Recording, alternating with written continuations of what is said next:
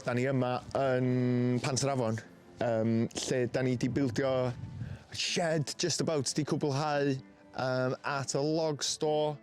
Mae yna bron iawn i 65 cubic metres o lle i gadw coed. Y bwriad ydy stori fo fama, sychu fo, a wedyn reid allan i bobl sydd heb digon o bres i talu am fuel dros y gaea, basically.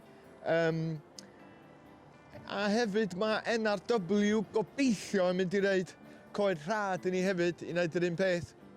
Just yw syniad sy'n gwneud synnwyr, really. So, da ni wedi gweithio flat out am few wythnosau i bildio'r shed mawr yma.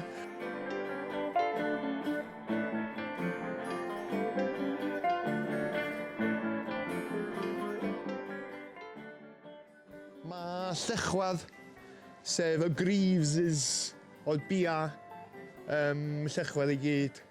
Maen nhw, chwarae teg iddyn nhw, actually, di reid yr iard yma iddyn ni am peppercorn rent.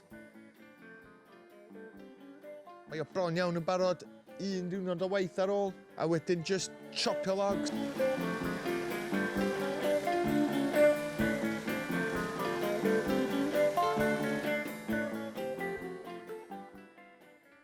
So mae gennym ni llwyth o onan o Plastan y Bwlch, o'r parc. Wow.